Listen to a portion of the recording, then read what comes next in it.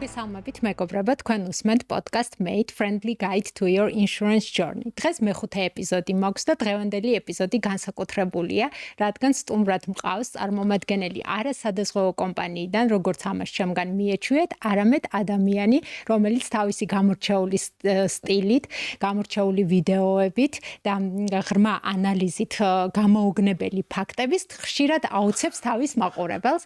My favorite YouTuber Hita, მოგესალმები. დიდი პატივია, ესე გრანდიოზული წარდგენა, მადლობა.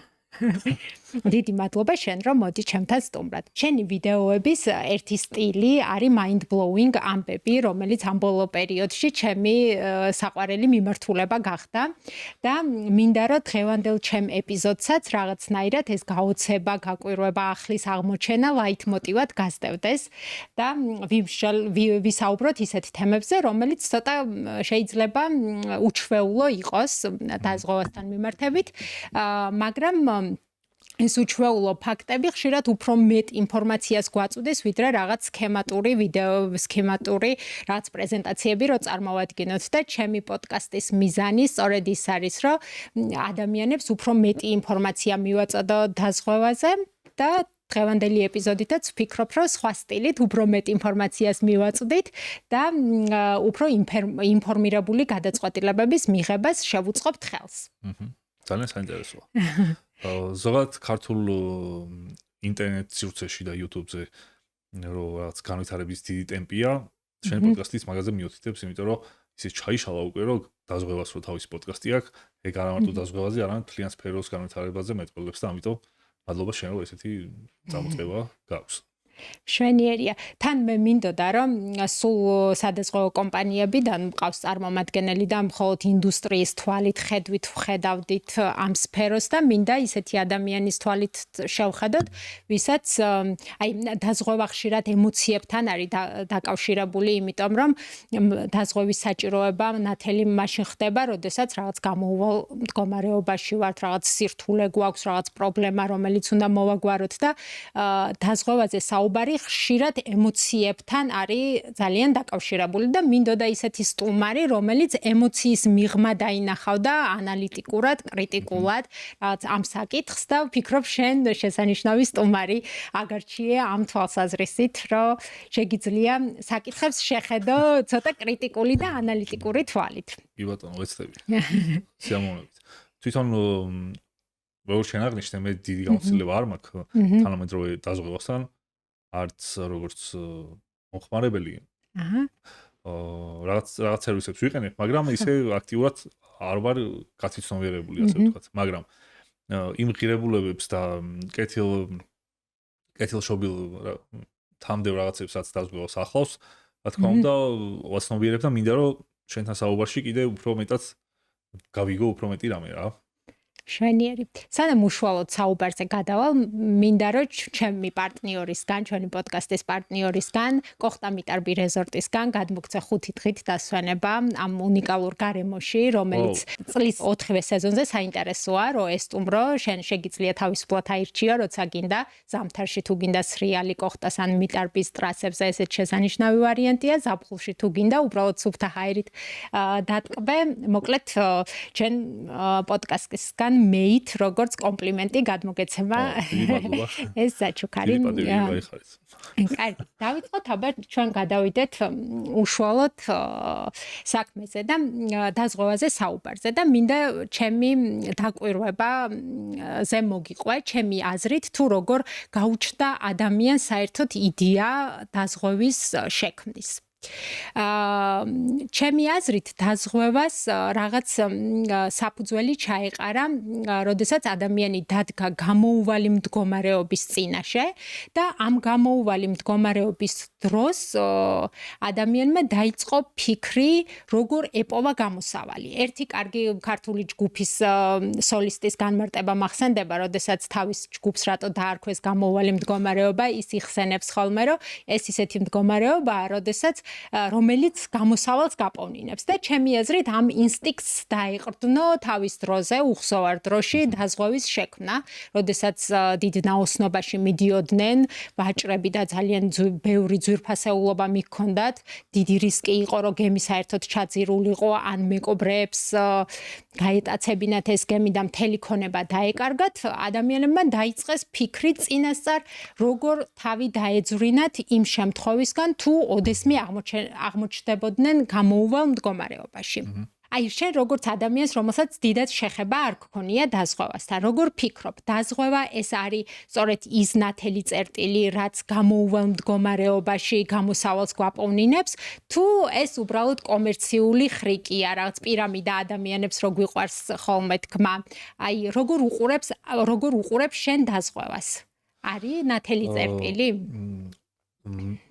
მოდი ცოტა მეც ვიაზროვნებ, რომ აი მივიდე პასუხამდე, ჯერ არ ვიცი აპასუხი მექნება. აი მაქედან რო დავიწყოთ, აი გემებიდან რო დავიწყოთ. თუ სწორად მახსოვს, ლოიდი ერქვა იმ ადამიანს, ვინც ვისაც ჰქონდა ბარი და ეს მეზღვაურები იქ იკრიბებოდნენ ხოლმე. და მე თუ მეგობრობდნენ ალბათ. დიახ.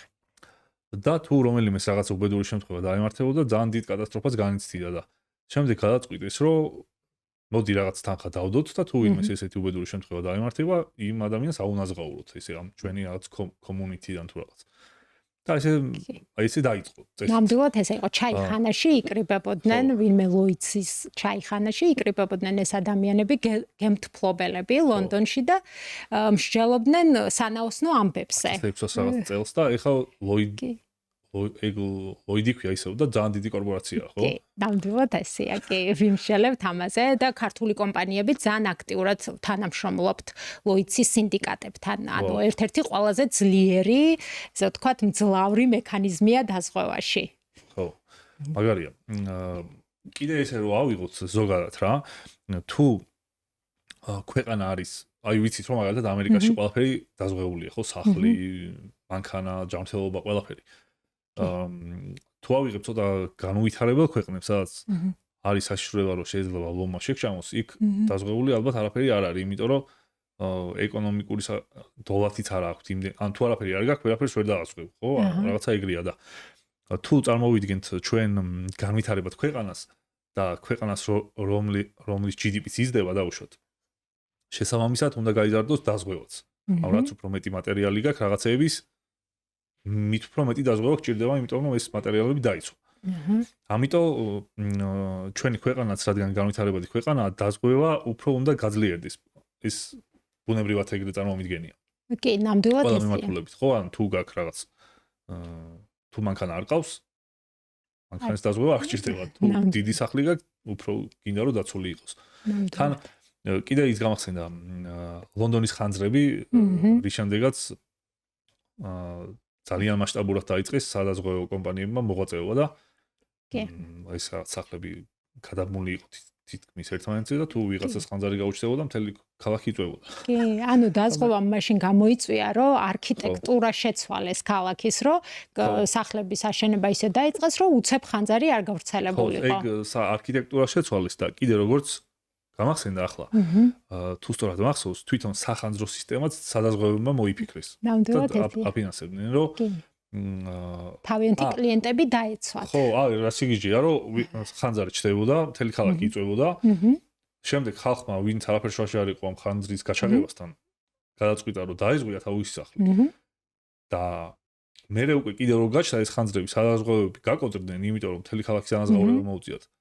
და შემდეგ სადაზღვევებმა მოიფიქრეს სახანძრო, თუ ხანძარი გაჩნდებოდა, ჩაიქროთ, უცებ რომ კი, ანუ უცებ რეაგირება სწრაფი ყოფილიყო, რომ რაც შეიძლება ნაკლები ზარალი მიეღო სადაზღვევოს. თითქოს განვითარება მოიტანა სადაზღვევების ესე განვითარება და უკვე დღევანდელობიდან გამომდინარე თუ უპასუხებთ, აი ხა ერთ იუთუბერს დაახლოებით 2 კვირის წინ მოვიდა რაღაც ავტო შემთხვევა, სადაც მისი ბრალი დიდად არაფერი არ იყო, რაღაც სხვა მანქანა რაღაც გამოიწვიეს და თქო ისე აღმოჩნდა, რომ იურიდიულად თავისი ბრალი გამოდიოდა, იმიტომ რომ მანქანების დისტრონიკმა თუ რაღაცამ გააჩერა და ამას არ ჰქონდა. ხო და სადაზღვევმა აუნაზღაურა და ძალიან დიდ მატერიალურ ზარალს გადარჩა, ასე ვთქვათ და არც შეკვეთილი რეკლამა ყოფილა, არც არაფერი, უბრალოდ იმდენად დაიხმარა ეს ყველაფერი, რომ ვიდეოში გულორთმელ მადლობას ამბობდა ხოლმე ხშირად. ხო, ალბათ იცი, საზოგადოება არ არის მიჩვეული, თორე ალბათ უნდა იცოდეს, რომ ამ დროს მის გვერდით არის სადაზღვევო კომპანია. ანუ ამისთვის მან მთელი წლის განმავლობაში პრემია იხადა, ხო, ესია. ჩემი აზრით ახლა არის ის პროცესი, როცა პოპულარიზება და საჭიროება უფრო იგრძნობა რა მაგას. ახამდე ალბათ ანუ ცოტა ის იყო რაღაც ცუდი სტერეოტიპები, რომ რაღაც რომ აი შე როგორც თქვი რა ყაჩაღობა თუ რაღაცა იგივე მაგრამ ჩვენ ახალი ბაზარი ვართ ძალიან იცით 35 წლის წინ სადღაც პირველი სადაზღვევო კომპანია შეიქმნა და სხვათა შორის ალდაგი დაფუძნდა და ალდაგი მაშინ იყო არა პირველი სადაზღვევო კომპანია, არამედ პირველი კერძო კომპანია საქართველოში. ანუ ჩვენ ისეთი ზოგადად პირველი კერძო კომპანია და ჩვენ ისეთი ისტორია გვაქვს საქართველოში, რომ კერძო კომპანიის კულტურაც არ არსებობდა და ამ კულტურასთან ერთად შეიქმნა შემდეგ სადაზღვევო კომპანიის კულტურაც. ამიტომ ორივე მხარეს არის გამოცდილების ნაკლებობა. სადაზღვევოს მხარესაც, ადამიანების მხარესაც და ამას ჭირდება წლები, ათეული წელი კიდე ლონდონმა რომ ამ ეტაპამდე მივიდნენ, ლოიცის 1600 იწყდნენ 1600-იან წლებში ადამიანები და მსჯელობდნენ როგორ დაეზღვიათ რაღაც თავისი ქონება და ჩვენ არა გვაქვს ამხელა ისტორია, ამიტომაც ლოგიკურია. ისტორიით სად 35 წელი და სად 400 რაღაც. კი, ნამდვილად, კი. და ლოგიკურია ესეთი განვითარება, მაგრამ ნელ-ნელა რომ ვითარდებით, ეგ კარგია და დღეს 19 კომპანიაა საქართველოში. ეგ რაღაც სტატისტიკები მაქვს, ადრე ნახი, რომ ბევრი ადამიანი იყენებს დაზღვევას, უფრო მეტი სტატისტიკურად უფრო მეტი, უფრო კარგი შედეგი გვაქვს, ვიდრე ესე აღქმის დონეზე ჩანს რა, ხო? აჰა. მაგალითად 700,000 ადამიანია საქართველოში დაზღვეული კერძო ჯანმრთელობის დაზღვევით. რაც ჩვენს მოსახლეობის რაოდენობასთან შევარდებით, მე მგონი დიდი რიცხვია ძალიან. კი, ჯანმრთელობის დაზღვევაზე, ბევრმა ფაქტორმა მოახდინა გავლენა იქ საყოველთაო დაზღვევა დაიწყო, რომ სამსახურებს რაღაც ბენეფიტი ყველა სამსახურს თითქმის აქვს, რომ სთავაზობს თავის თანამშრომელს დაზღვევას და ამან ჯანმრთელობის დაზღვევას ბიძგი მისცა, რომ წინ წასულიყო. სხვა სახეობებიც ნელ-ნელა წინ მიდის. რა სახეობა არის ყველაზე განვითარებული და ყველაზე განვითარებული? ჯანმრთელობის დაზღვევა საქართველოში, რა ვთქვა, ჯანმრთელობის დაზღვევა ლიდერობს, შემდეგ მოდის ავტოდაზღვევა, შემდეგ უძრავი ქონების სახლის დაზღვევა. ყველაზე ნაკლებად განვითარებული, ალბათ ეს იმის მიზეზია, რომ ვთქვა, ავიაცია არა გვაქვს იმდენი დოზით საქართველოში, რომ ეს სახეობა იყოს განვითარებული, ავიაციის დაზღვევა შეგვიძლია დავასახელოთ.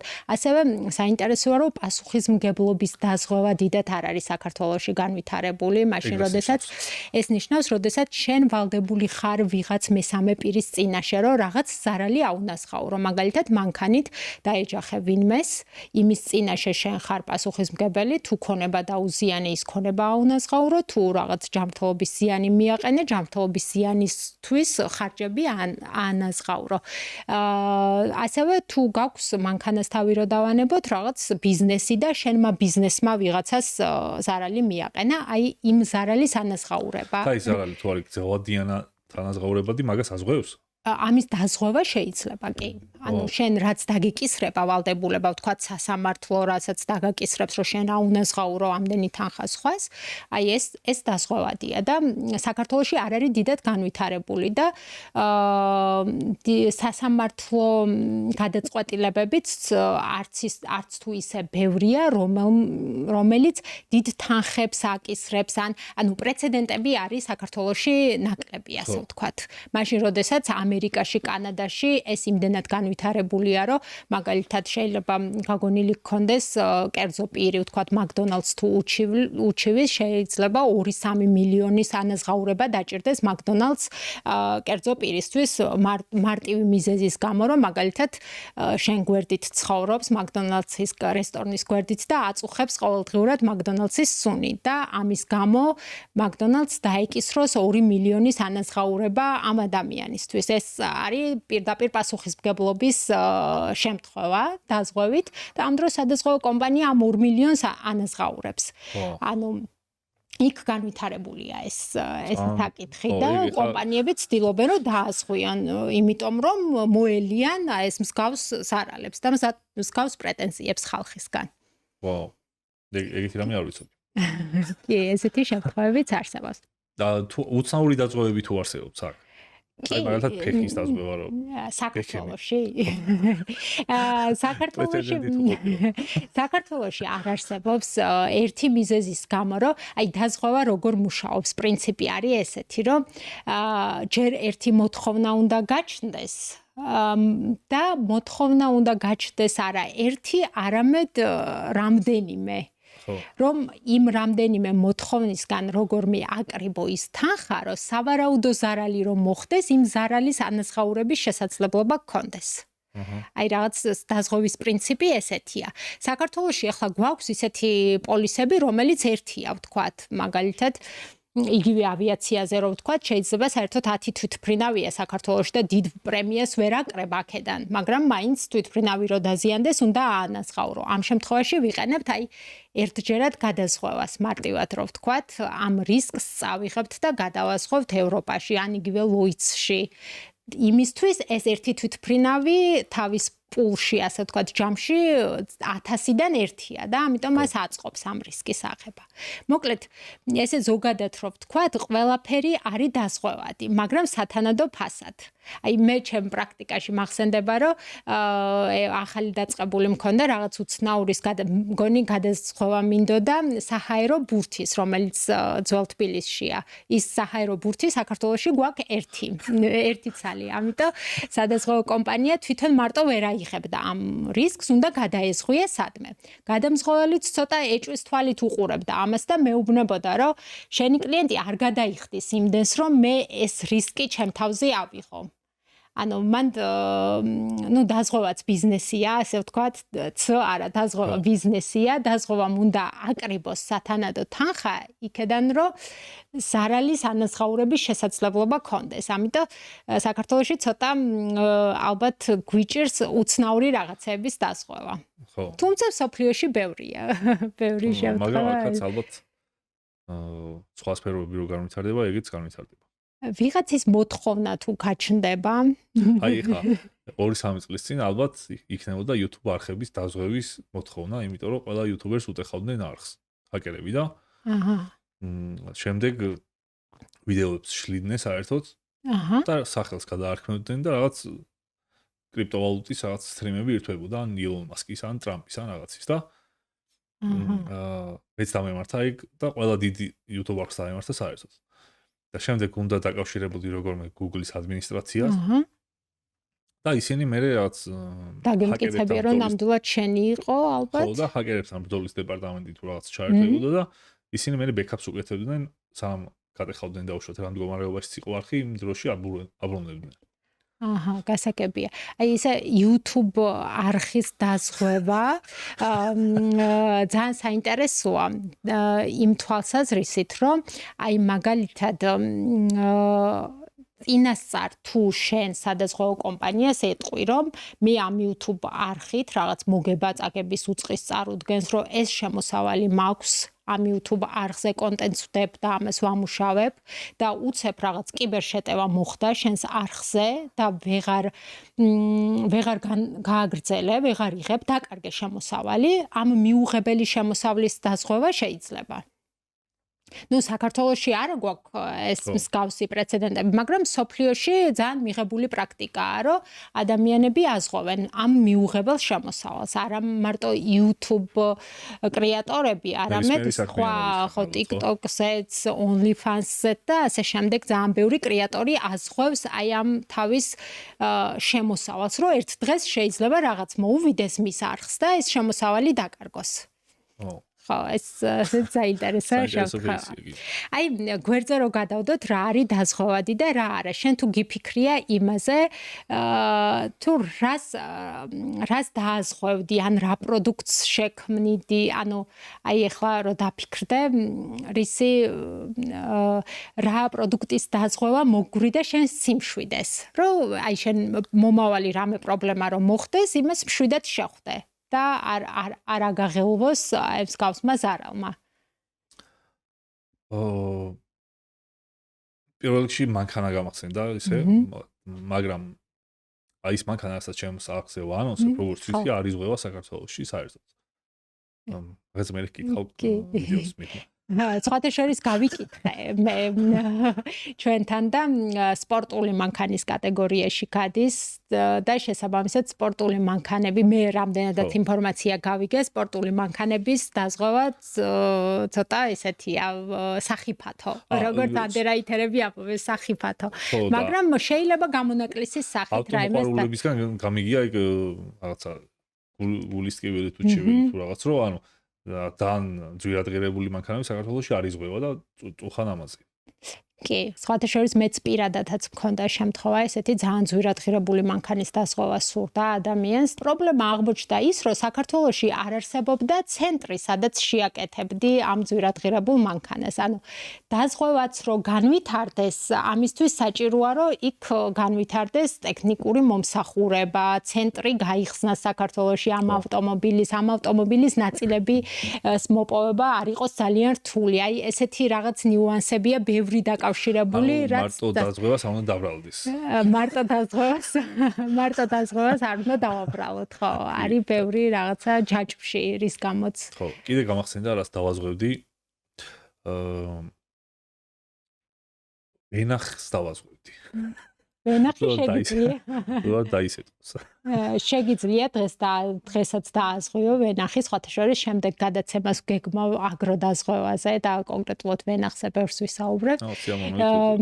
კი, და საქართველოში სახელმწიფო პროგრამაც არსებობს, სუბსიდირდება, ანუ როდესაც შენს ვენახს დააზღვევ, ნახევარი შეგიძლია გადაიხადოთ, ანუ ნახევარს თავად გადაიხდი, ნახევარს სახელმწიფო გადაიხდის პრემიის, რაც სადაზღვევო კომპანიას უნდა გადაუხადო.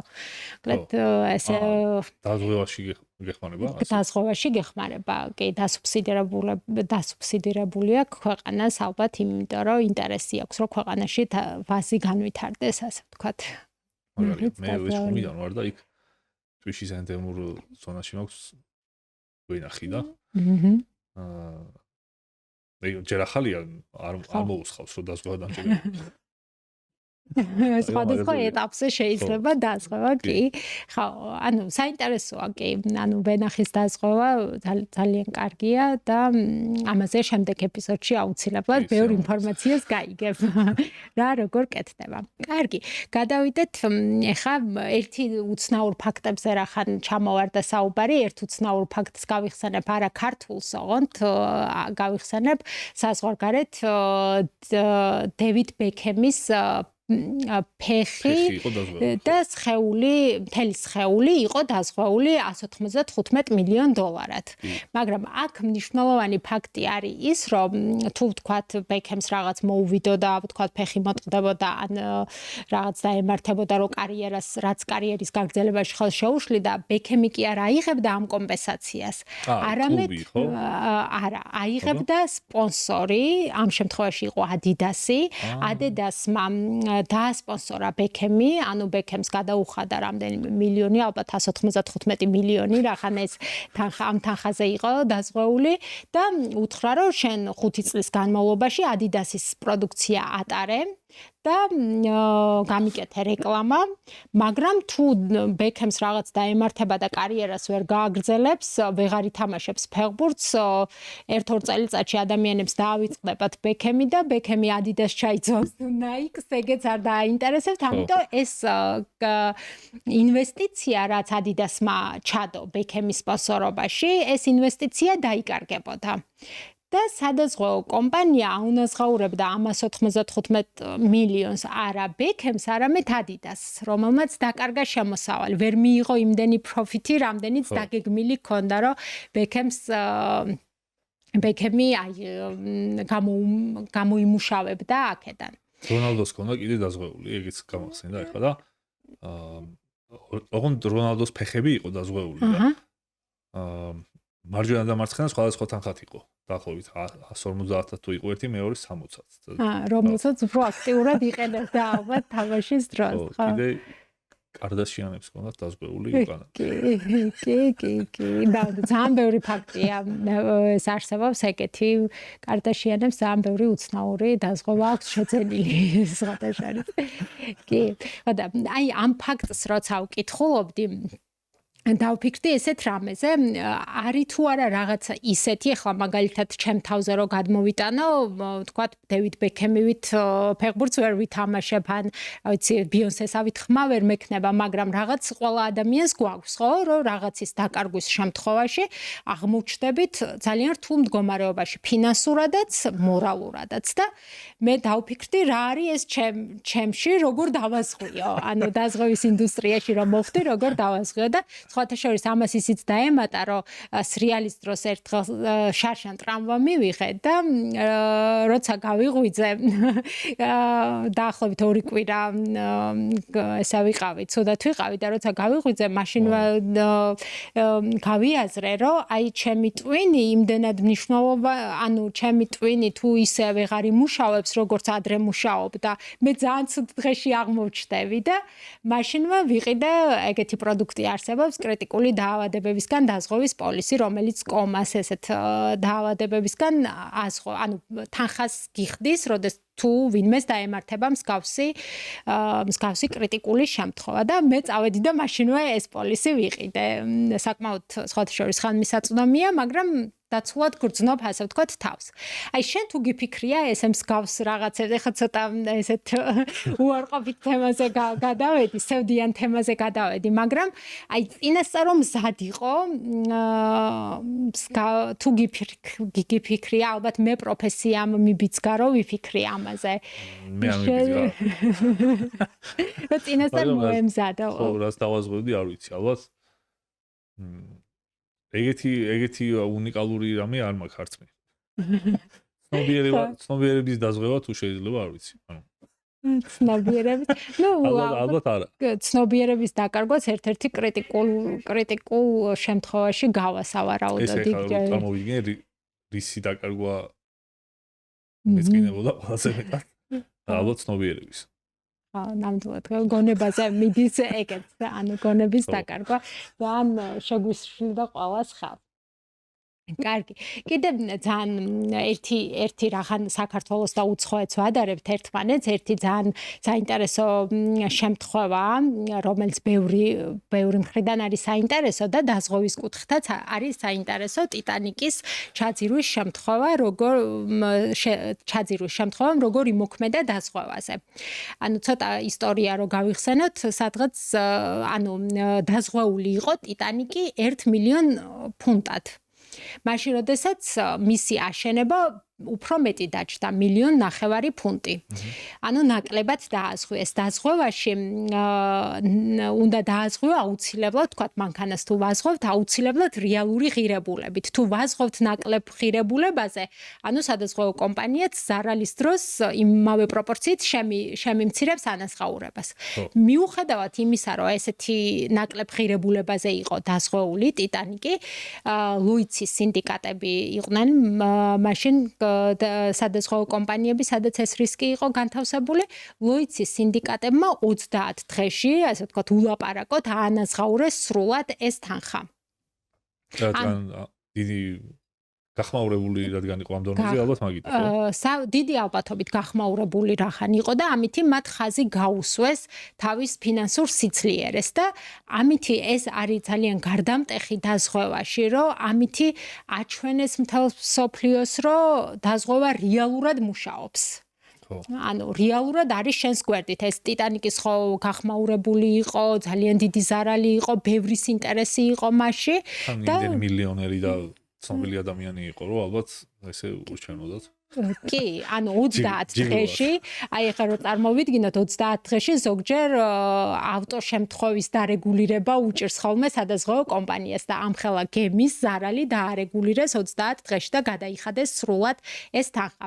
თანამდენი წლის წინ და ისე რა რამდენის ეკვივალენტი იქნებოდა დაახლოებით.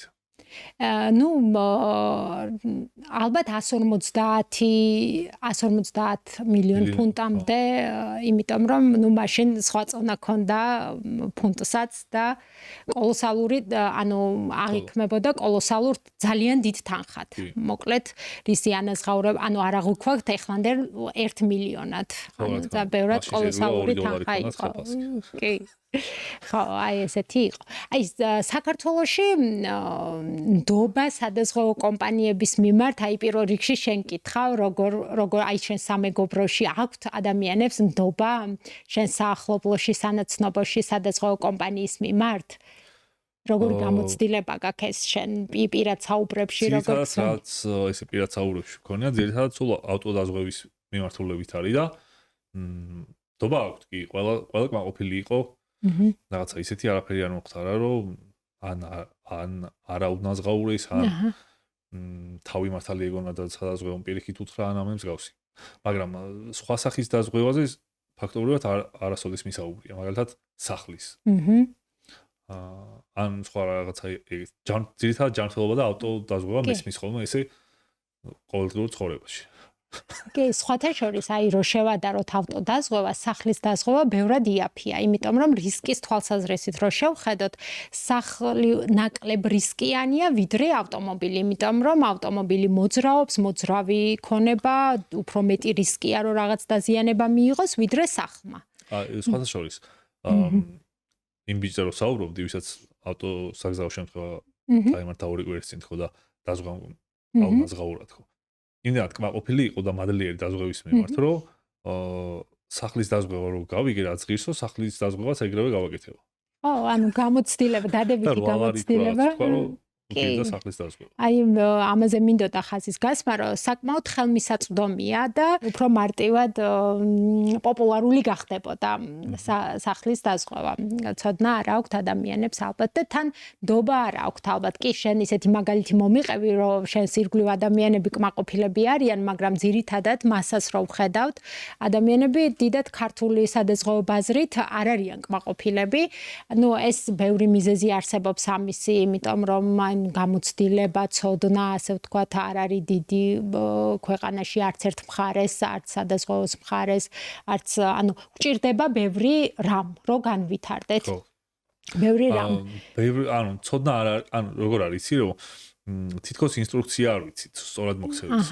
მაგალითად, ჯანმრთელობის დაზღვევაზე რაღაცებს ვკითხულობდი ამ თვის წინ და აღმოაჩინა რომ თურმე სასწრაფო საავადმყოფოებსაც ყავს და სადაზღვევოსაც მგონი ხო? ანუ კერძო სასწრაფოც რო არსებობს, ეგ არ ვიცოდი. და სადაც დაზღვეული ხარ, იქიდან თუ გამოიძახებ სასწრაფოს დაუშვათ ავტოსაგზაო შემთხვევის დროს ან ისე როცა გჭირდება. ხო რა, ბევრი ბენეფიტი ქონდა უფრო რა. ხო. მაგრამ ამის შესახებ ცოდნა არ ქონდა. საერთოდ არ ვიცოდი თუ ეგ არსებობდა.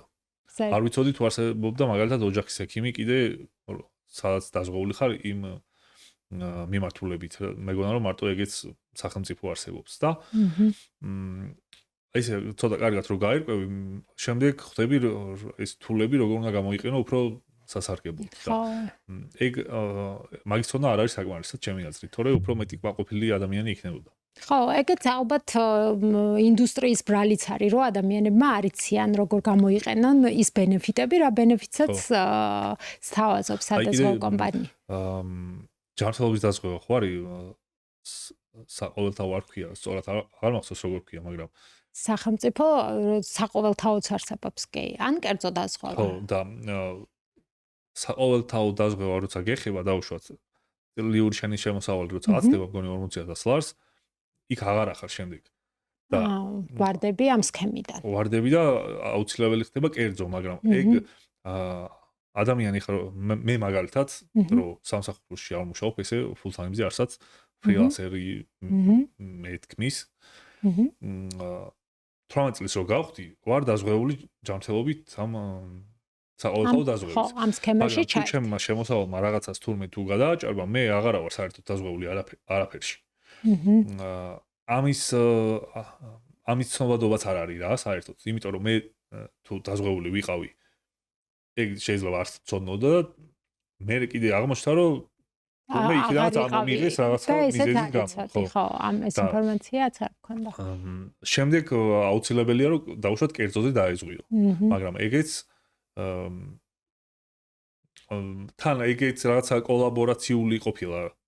როგორც გავიგე რა, ანუ რაღაცეებში კერძო დაზღვევა არის აუცილებელი და რაღაც დიდ გადაუდებელი რაღაცა ვისაც დაიმართება დაუშვათ საჭიროება ეგეთი დიდი ფინანსური რაღაცა, იქ მაინც სახელმწიფო ანაზღაურებს და ეგეთი რაღაცების მე მაგალითად ეხა ვისაც ვისნობ და ბევრ ადამიანს ვისნობ ისე რეალურ ცხოვრებაში, ვისაც არ უნდა ვკითხო ეგეთი რაღაცები, დარწმუნებული ვარ, არავის არ იცოდინება. არავინ არ იცით. ნუ დღეს საქართველოში ჩვენი ეკონომიკის ქვეყანაში ალბათ ძალიან კარგი ადამიანებისთვის, რომ მსგავსი ბენეფიტები გვაქვს, მაგრამ რო არა გვაქვს ინფორმაცია ეს ბენეფიტები რას გვაძლევს ჩვენ, ეს უკვე ალბათ სახელმწიფოს ბრალია, რომ არ მოგვაწოდა ბოლომდე ინფორმაცია, რომ რაღაცა გვაჩუქა, მაგრამ რას ჩუქნის არ ვიცით. და ამ საჩუქარს რო გვართმევს, რა შემთხვევაში წაგვართმევს, ეგეც არ ვიცით. ხო, ანუ ესე ალბათ პასუხი იქნებოდა რომ აი სადღაც საიდე წერია დაუშვათ ან რაღაც მაგრამ ეგ ხო არ ცulis არაფერს ეგრე თელი კაცობრიობის ისტორია წერია სადღაც მაგრამ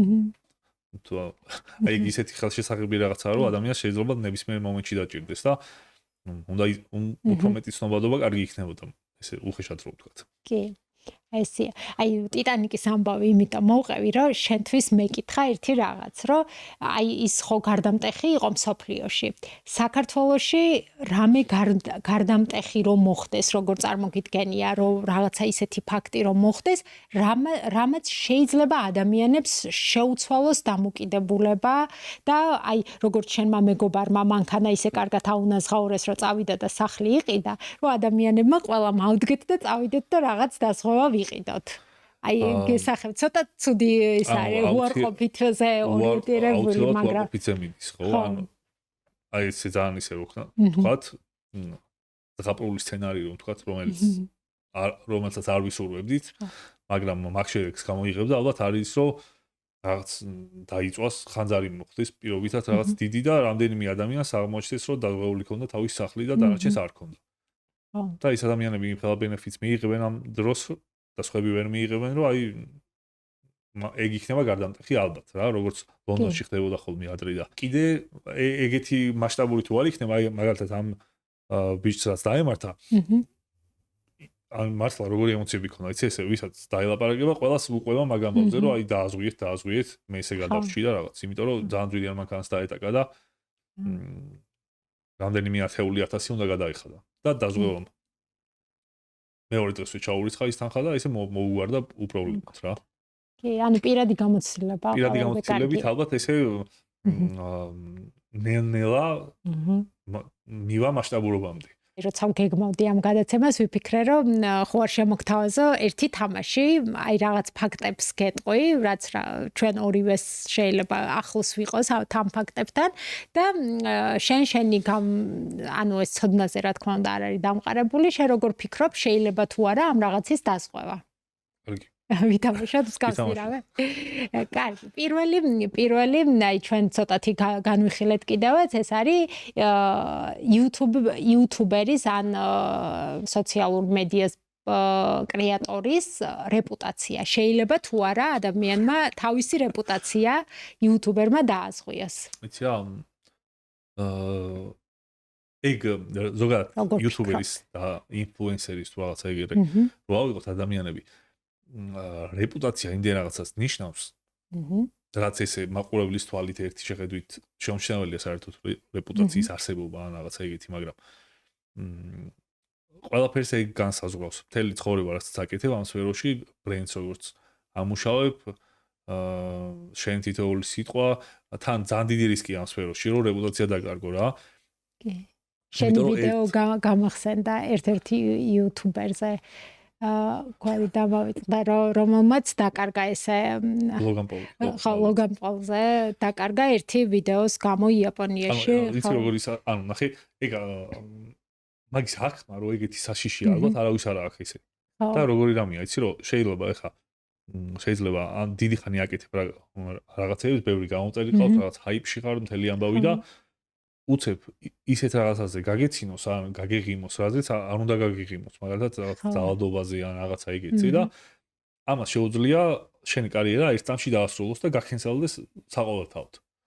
და ზოგადად ამ იუთუბერობის ან რაღაცა ეგეთის უარყოფითი მხარეები რომ ჩამოთავოთ, რეპუტაციის დაკარგვა და ეს გაქენსელება, ასე ვთქვათ, გაქენსელების საშიშროება არის ერთ-ერთი უდიდესი საფრთხე, რომელიც ბევრ ადამიანს ემართება თან. არ არის იშვიათი რამე ძალიან. მაგას აი როგორც ბექემზე ვთქვით, რომ სპონსორი რო აზღვევს, ეგრე წარმომიდგენია კი, რომ აი მაგალითად ჩემთან თუ რომელიმე კომპანია თანამშრომლობს გზელვადიანად და იმ კომპანიამ რო დააზღვიოს ჩემი რეპუტაცია? კი, რომ შენ რეპუტაცია დაკარგო და მისი კონტენტი შექმნა, მაგრამ შენი შექმნილი კონტენტი აღარ იყოს ადამიანებისთვის საინტერესო, ასე ვთქვათ, public trust დაკარგო. სხვათა შორის კიმ კარდაშიანის close ეძახიან ამას დაზღვევაში, რეპუტაციის დაზღვევას, კიმს აქვს დაზღვეული ეს რეპუტაცია, რომ ვთქვათ, მაგალითად თუ რაიმე სახის საცხს გაუკეთებს რეკლამას, რომელიც მეორე დღეს ნახევარმსოფლიოს აკნეს დამართებს, მერე თუ სხვა სახის საცხის კომპანიასაც დააკვეთილი აქვს მისთვის რეკლამა, კიმს აღარავინ აღარ დაუჯერებს მსოფლიოში, რომ მისი საცხი შეიძლება კარგი იყოს, ამიტომ მისი იმიჯი, ასე ვთქვათ, დაზღვეული აქვს. კი, ვეთანხმები მაგას. კი. ხო, აი ბოლოს ყველაფერი გადის თანხაზე, ანუ თუ ამითი თანხა იკარგება, რაღაც ქონებრივი სიკეთე იკარგება, ეს ქონებრივი სიკეთე შეუძლია ანაზღაუროს დაზღვევამ. და აუცილებლად დაზღვევა პირველად იკითხავს, რომ რა ქონებრივი სიკეთე იკარგება ამითი. მაგალითად, მეორე ამ თამაშის მეორე მაგალითი არის იუთუბერმა რო დაკარგოს გამომწერები. ეს შეიძლება თუ არა, რომ დაზღვეული იყოს გამომწერების დაკარგვა. მაგალითად 2 მილიონი ყავს და ერთ დღეს გაიღვიძე და 2000-ზე ჩამოხვედი. ეგ როგორ ჩავრთო სადაზღვეო, თუ შეიძლება ჩართვა. ხო, ნახე, ეგ მათემატიკურად არის შეუძლებელი. ანუ შეიძლება დაკარგო გამომწერები რაღაცა პროცენტით, მაგალითად 10-ან 15%. რაც არ უნდა აი სულ რო მთელი ქვეყანა აგიჯანყდეს, ალბათ 20%-ზე მეტი შეუძლებელია რომ დაკარგო რა. კარგი, ვთქვათ 20% დავკარგეთ. ეგ რადგან და რატო არის შეუძლებელი ეს მაგან დამაინტერესა, ანუ უცებ რო დავკარგო 20%-ზე მეტი გამომწერები, ეს შეუძლებელი რატო იქნება? ანუ მათემატიკურად შეუძლებელია რომ დაიწყე შეგაწყვეტინე. არ მოხდარა არც საქართველოში და არც მსოფლიოში ეგეთი რამე და ნახე YouTube არხი როგორც იზრდება გამომწერებით, ეგ ყველაფერი არის თავიდან ბოლომდე ალგორითმზე დაფუძნებული და არა ადამიანების რაციონალურ არჩევანზე რა. ხო. გამომწერები გემატება იმის მიხედვით, რამდენი ნახვაც გემატება. ხო. იქედან პირდაპირ პროპორციულად ითვლება დაუშვათ მე ვიცი რომ ჩემს არხზე ყოველ 1000 გამომწერზე მემატება 14 გამომწერი. 1000 არა გამომწერი ნახვაზე. თუ მინდა რომ 28 გამომწერი მომემატოს, ისეთი ვიდეო უნდა დავდო, რომელიც 2000 არა გამომწერ ნახვას მოიტანს დაუშვათ და ესე პირიქით ითვლება რა. რამდენი გამომწერი წავს იმდენი ნახვა კი არ გაქვს, პირიქით არის. რამდენი ნახვაც გაქვს, იმდენი გამომწერი გემატება და შენს არხზე რომ მაგალითად 1 მილიონმა ადამიანმა ან subscribe-ი გააკეთოს. მაშინ შენს არხზე უნდა შემოვიდეს, რავი, ერთი უფრო მეტი მილიონი ადამიანი არ არის საკმარისი მაგისთვის. ანუ უნდა ადგნენ შემოვიდნენ. ცოტა მეგონი რომ წავხსენი კარგად, მაგრამ იმედია გამიგე. მეორე საინტერესო ფაქტი თქვი, რაც მე არ ვარ დაკვირვებული, როგორც დამწყები, არ ვარ დაკვირვებული და ძალიან საინტერესო იყო ჩემთვის. ანუ ჩემი კიდე როგორ რაღაცები შემოდის, იცი რომ მაგალითად ეს ადამიანი მაინც უყვარს თავის ბევრ გამომწერებს, რაც არ უნდა სულ რავი, კანიბალი რო აღმოჩნდეს რა. ანუ რაღაცა პროცენტი მაინც არ გააუქმებს. რაღაცა პროცენტი სადღაც დასასვენებლად არის, რაღაც პროცენტი ინტერნეტში არ შემოდის, რაღაც პროცენტი რავი, აღარ აქვს ის აკაუნტი საერთოდ და ანუ ყველაზე აგრესიული კენსელინგის პირობებშიც კი მაქსიმუმ 20%-ია. გასაგებია. ხო, საინტერესო მიგნება. კარგი, აბა დავუბრუნდეთ ახლა კითხოს და 20%-მა გამიუქმა. შეგვიძლია დასღვევას მიმართოთ და ვთხოვოთ, რომ აღმიდგინა ეს 20%. ის 2000 ადამიანი დავკარგე და ხო, ეგ აღმოჩინე. ნახე, შენს არგუმენტს დაუბრუნდები. სანამ შენ მოგისმენდი, ალბათ მანამდე სხვა პასუხს გავცემდი, მაგრამ ახლა ვფიქრობ ასე, რომ თუ მე დავამტკიცებ, რომ ეს 20% გამომწერები ზუსტად რა თანხას გულისხმობს, ხო? თუ ეგ ლოგიკური იქნება. მაშინ ალბათ კი, მაგრამ ესე ვერ დაითვლი მაგას რა, ვერ დაამტკიცებ. იმიტომ რომ იცი რატო ვერ დაამტკიცებ, რომ ჩემი არხი რამდენი ღირს, მაგის დათვლის საშუალება არ არსებობს. არც სპონსორებიდან შემოსული თანხით, არც მონეტიზაციით და საერთოდ არაფრით. იმიტომ რომ შეიძლება მაგალითად 10,000 გამომწერიანი არხი უფრო ძვირი ღირდეს და უფრო მეც უხდინდნენ სპონსორები, ვიდრე 9,500,000-იანი არხი. ამიტომ ვერ ანუ ამ სფეროში კიდე რა არიცი, რომ სპონსორი როცა თანამშრომლობს შენთან როგორც სტანდარტულ ბიზნესშია დაუშვათ, რომ აი თვითღირებულება აქვს ამდენი და მოგების 30% ან 20% ემატება პირობისას რა. ეგრე არ არის არაფერი. იმიტომ რომ მე ვიდეოს რო ვიღებ, ან სხვა იუთუბერი რო ვიდეოს იღებს, იმ ვიდეოს მე ისედაც ვიღებ, სპონსორი რო საერთოდ არ მყავდეს. ხო. და სპონსორი უბრალოდ ამ ჩემი და ჩემი გამომწერების ურთიერთობაში შემოდის და ამიტომ იქ თანხა რამდენი იქნება. ეგ ესე უხეშად რო თქვა, არაფერზე არ არის დამოკიდებული გარდა იმისა თუ რაზე შევთანხმდებით და რაზე შევთანხმდებით შეიძლება ძალიან ცოტაც იყოს და ძალიან ბევრიც.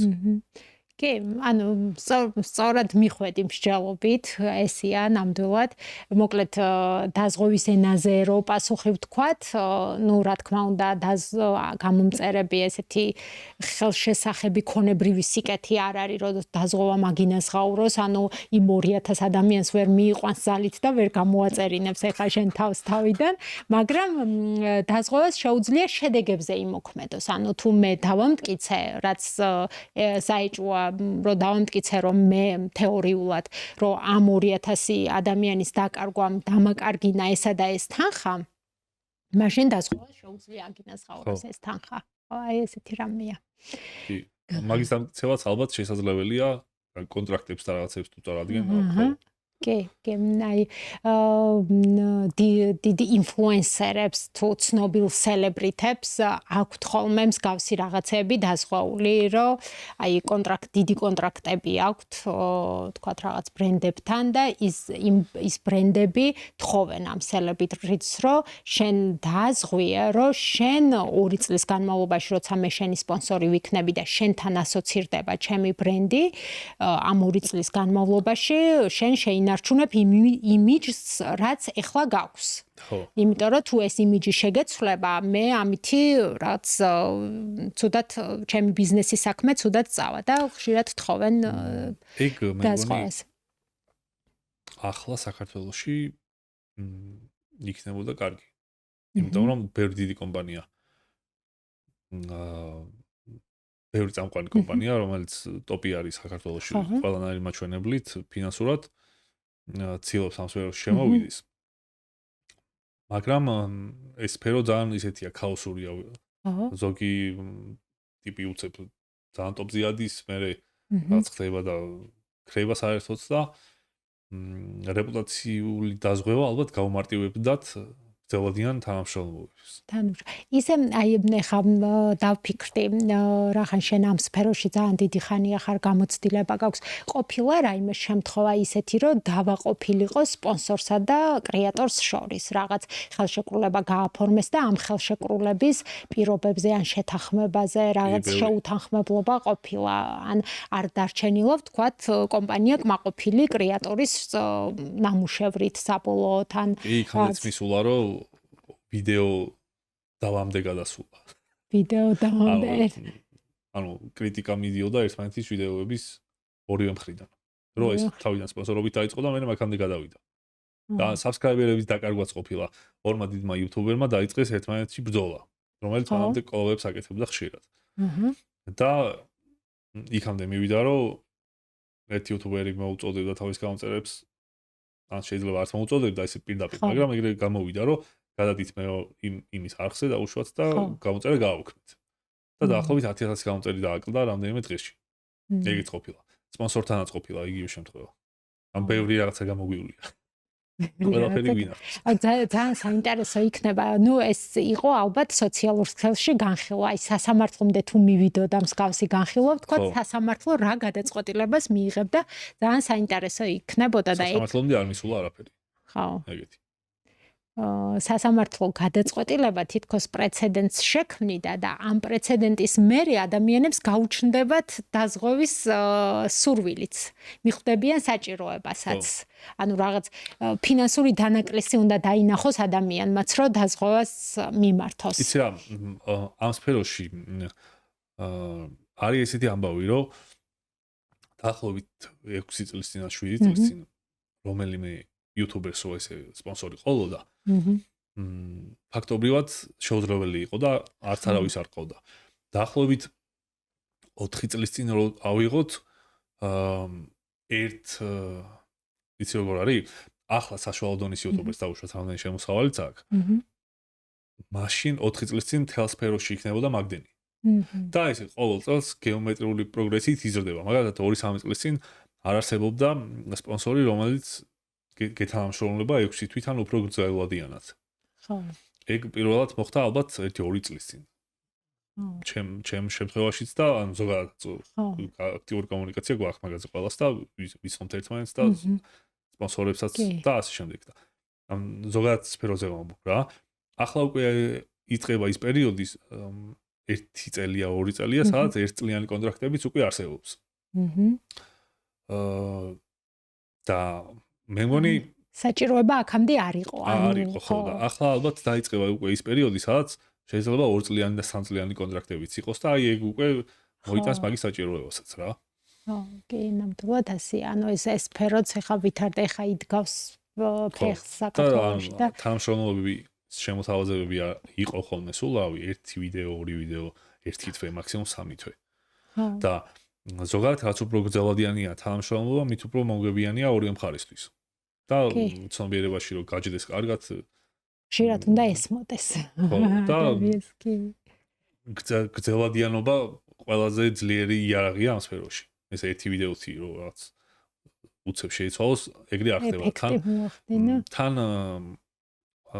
ესე თუ ავიღებთ მაგალითად სპონსორის ინტერესი რა შეიძლება იყოს ამ რეკლამის ტიპში, ხო? ეს არის ყველაზე ძლიერი awareness-ის პლატფორმა. სადაც ერთხელ რეკლამას რო აკეთებს, სულ სამუდამოდ რჩება. ის რეკლამა არ იშლება. ეგეთი ანალოგი არ მახსენდება სხვაგან. აი მაგალითად ბანერს რო უკეთავდი სადმე და ერთხელ რომ გადაიქცდი და მთელი ცხოვრება რო იყოს ის ბანერი იქ, ანუ ხო წარმოუდგენელია. ან Facebook-ზე რო ბუსტავდა, ერთხელ რო დაბუსტავდა, სულ ბუსტზე გაშვებული დარჩეს. ან და თან ეგ ტექნიკურად ეგრე გრძელვადიანია და სამუდამოა, სულ სამ ვიდეოს არ წაშლი და მაგას არავინ არ შვება. ან თან კიდე მაგას აძლიერებს ბევრი ფაქტორი, მაგალითად თვითონ YouTuber-ის ფაქტორი, რომელსაც ლოიალური აუდიტორია ყავს და პლუს მისი ავტორიტეტი ემატება და ესე ჩაშლილად რო შევადაროთ YouTuber-თან განთავსებული რეკლამა უფრო გრძელვადიანი სტრატეგია 1000 კოეფიციენტით თუ შეხვდებოდა, სხვა ნებისმიერი რეკლამა 50-იც არ იქნება. აი თვითონ YouTube-ზე ბუსტსაც რო შევადაროთ, ნახე თუ ეგეც გაიზარდა სხვათა შორის ბევრი კომპანია ბუსტ რეკლამას უშვებს YouTube-ზე და მე დავუშვათ ჩემი გამომწერები ჩემს ვიდეოს რო უყურებენ, იქ რო რეკლამას ამოგვდებს. მაგრამ მაგაშიც რამხელა განსხვავება იცი რომ იქ რეკლამა რო ვარდება, ჯერ ვარდება ისეთ დროს, როცა საერთოდ არ მინდა რომ რეკლამა ამომივარდეს, ან შეიძლება თავარ კონტექსტუალურ რაღაცას ვამბობ იმ მომენტში. ან არის იშება 40 წამი. ან საერთოდ ისეთი რაღაცის რეკლამა რაც არ მაინტერესებს და როცა ვიდეოშია, იქ ვიდეოს ყურების ლოიალობა ისედაც გაგაჩნია, როცა ვიდეო ჩარტე შენი ხელით. იმიტომ რომ თავისთვის არც ირთვება. მე კიდე თვითონ იმ პერსონის ავტორიტეტი მოყვება და კიდე იმის კრეატიულობა, როგორ შემოიყვანს ამ სპონსორს. და თან კიდე ერთი ძალიან სიგჟერამია, რაც ესე ერთ შეხედვით არავის არ ისმის თუ ამ სფეროში არ აქვს დიდი გამოცდილება რა. რეკლამა იყო ცუდი რამე ადამიანებისთვის, როცა ტელევიზორს უყურებდით, იმიტომ რომ მაგალითად უყურებ ფილმს და უცებ 15 წუთიანი ჭრა არის სულ რეკლამების, ან უყურებ რაღაც გადაცემას და იქ არის პლეისმენტი, ან ისე რომ ანუ როგორ იყო, იცი რეკლამა კონტენტში გიშლის. ანუ გიწყვიტავს კონტენტს რა. და YouTube-ზე შემოვიდა ესეთი ტენდენცია, რომ მე რო ვუყარვარ ჩემს გამომწერებს პირობითად, ან მე როგორც გამომწერს მიყვარს სხვა YouTuber-ი, მის ვიდეოებს უყურებ, რაღაც პატივს ვცემ, ვალაიქებ, კომენტარს უწერ, აზიარებ. კიდე არის დონაციის საშუალებაც რა, ბევრი YouTuber-ს აქვს.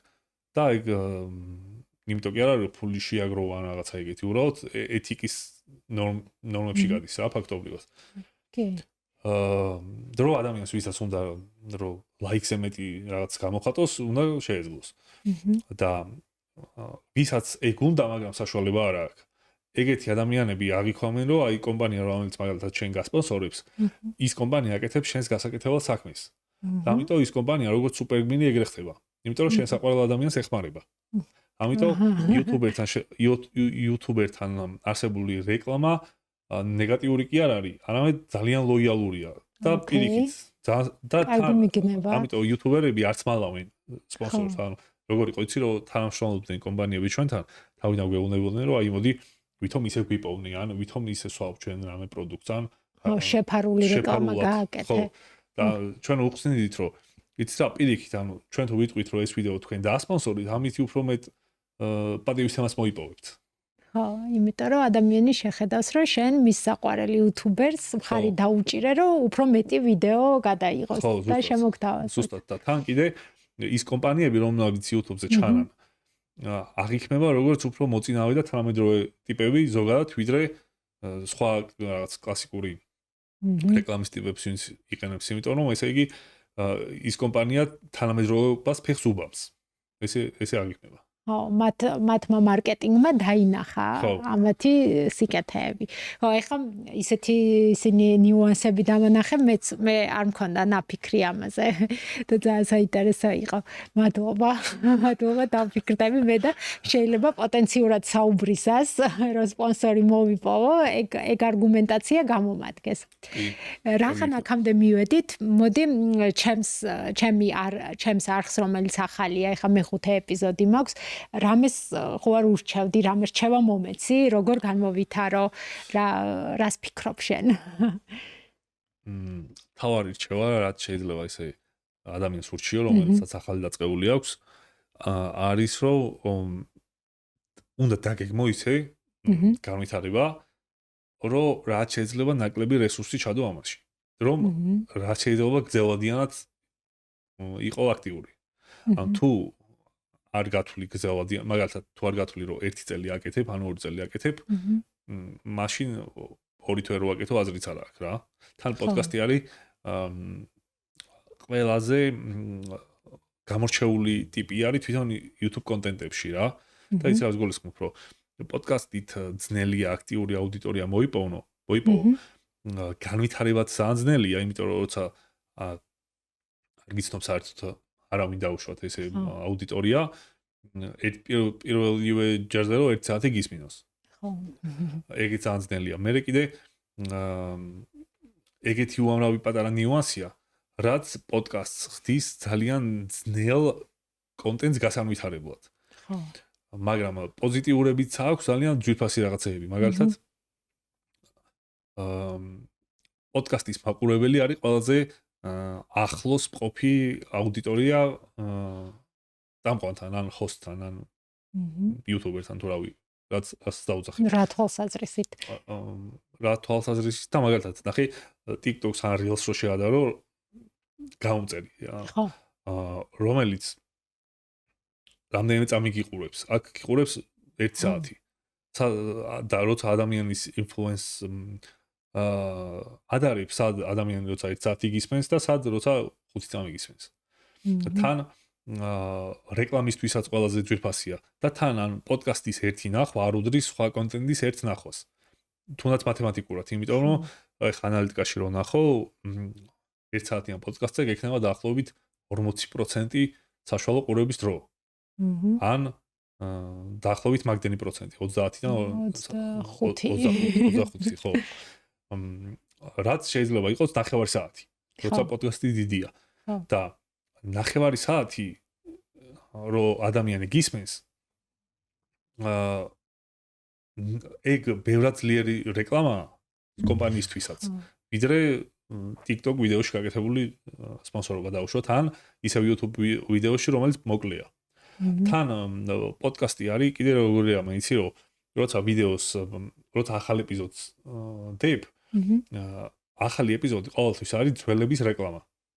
ხო. ამიტომ პოდკასტი რაც უფრო ცოტა ეპიზოდი დევს, მით უფრო უჭირს განვითარება, ვიდრე რაც უფრო ბევრია და ზოგადად ესე ითვლება, რომ ესე ვთქვათ, სრულყოფილი, სრულფასოვანი და აუდიტორია რო ელოდება და უკვე გიცავს და სრულყოფილი კომუნიკაცია რო გყავს, დაახლოებით 100 ეპიზოდი ჭირდება.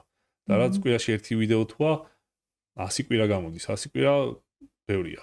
ერთი წელია მინიმუმ, ხო? და ნუ სისტემატიურობა არის ერთადერთი გზა ამ სფეროში. ხო, ერთადერთი გზა და ხარისხი დაუშვათ თუ რომელიმე ეპიზოდი არ გამოვიდა ისეთი კარგი როგორც გინდოდა ანამე ეგენი არ არის მნიშვნელოვანი, იმიტომ რომ შენ ყოველთვის უნდა იცადო რომ ახალი ეპიზოდი გქონდეს წინაზე უკეთესი. ხო. როგორც გამოგივა რა, ხან გამოგივა, ხან არ გამოგივა და როცა მაგ ფლოუში ხარ, რომ სულ ცდილობ წინა ვიდეოებიდან წინა ვიდეოებთან შედარებით ახალი უკეთესი გამოგივიდეს და თან გრძელვადიანად გახდეს ყველაფერი წარმოუდგენელი და აწყობილი, უკვე ეგ არის წარმატება. დიდი მადლობა. მე დავფიქრდები ხა და შევეცდები რომ ჩემი გეგმა უფრო მეტად დავხვეწო. ერთი მაგალითი მარი კიდე ძალიან მიყვარს. მე მოვიფიქრე ეგეთი რაღაცა რომ ნახე YouTube-ის ალგორითმიც მუშაობს ესე რომ შენ თუ 10 ეპიზოდი გადაიღე და დადე ამათ ეპიზოდს ექნება რაღაც კოეფიციენტით მინიჭებული იმპრეშენი, ანუ რამდენი ადამიანს შესთავაზა თვითონ YouTube-მა.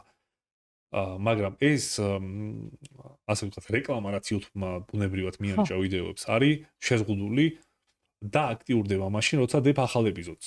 ოკეი. ანუ როცა ახალ ეპიზოდს დებ, ძველები უფრო ცოცხლდებიან, ნახვებით. იხდი? სხვათა შორის ეს დაკვირვება მეც შევამჩნიე ჩემს წინა სამ ვიდეოზე. ხო და თუ ახალ ეპიზოდი არ გადაიღე. და პირველმა წინა ვიდეოებმა უფრო ახლის და ეგ კონსისტენტურობისთვის აუცილებელია. ანუ შეიძლება შენ მე-20 ეპიზოდს რო გადაიღებ, ის მე-20 ეპიზოდი არ იყოს ისეთი, რომელიც ბევრ ნახვას დადებდა დაუშვათ, მაგრამ ეგ მე-20 ეპიზოდი აუცილებელია იმისთვის, რომ თუნდაც მე-5 ან მე-3 ეპიზოდი თავიდან გაცოცხლდეს. ხო. და ეგ და თან რა არის, რომ შეიძლება მე მქონია შემთხვევა, როცა ვიდეო დავდე, მქონდა 500 ნახვა. და 6 თვის მერე ერთ დღეში მომემატა 60,000. ეგ პოდკასტებზე ყველაზე მეტად ეგრეა. თან შეიძლება რაღაცა მოხდეს ქვეყანაში ისეთი, რაც ამ შენ ძველ პოდკასტებს გააცოცხლებს. ისედაც ბუნებრივად, აი მაგალითად მე რომ მერაბდვალიშვილზე გადავიღე ვიდეო, ეხლა მერაბდვალიშვილი რამდენჯერაც იშყუბებს, ეხლა ჭყუბობს ერთ თვეში. ისევ ეს ვიდეო ცოცხლდება და რამდენიმე 1000 ნახვა იმ დღეს ვემატება. ეს არის ყველა სფეროზე საერთოდ. და ესეთი მაგალითი რო წარმოიდგინო, ნახე, თან შენ არ იცი რომელი ეპიზოდი გავარდება რა. ნახე, ეგ არის ყველაზე სიგიჟე. შენ რო კონსისტენტურობას ინარჩუნებ და ახალ ეპიზოდს დავუშვათ კვირაში ერთხელ აუცილებლად დებ, შეიძლება სულ პირველი ეპიზოდი გავარდეს საერთოდ. ან მე ხარ რომ ნახო ჩემი თან იცი რა არ იქნება შემთხვევა როცა რომელიმე ვიდეოს აქვს 0 ნახვა რომელიმე დღეს სულ ექნება 1-2 მაინც ხო ეხლა მე რომ ნახო ჩემი არხის ანალიტიკა ამ ბოლო 24 საათში რომელ ვიდეოს რამდენი ნახვა მოემატა ტოპ-10-ში შეიძლება იყოს 2020 წლის ვიდეოები აჰა ამიტომ ეგ ისევე ხმიანება სპონსორების საკითხს, რომ სპონსორ შეგიძლია უთხრა თავისუფლად, რომ შენ თუ ჩემი პირველი გადაცემა დაასპონსორე, ჩემი პირველი გადაცემა უყურებს ადამიანები დღემდე. ხო, კი. და თან სპონსორს რო ელაპარაკები დაუშვათ. ზოგადად ხანდახან არის აუცილებელი, ხანდახან არის შემთხვევა, როცა ეგრე არ გამოდის, იმიტომ რომ ძალიან ფოკუსირებულად რაღაცა კამპანია შეიძლება გქონდეთ, რომელიც აქტიურ გაშუქებაც თუ რაღაცა ეგეთი კარგია, მაგრამ ძირითადად ისეთი რეკლამა უფრო მაგარია YouTube-ზე, რომელიც გრძელვადიანია. ან როგორც awareness-ი, ან ლოგო, ან რაღაც ისეთი რაც არ იცვლება იმ კომპანიაშიც.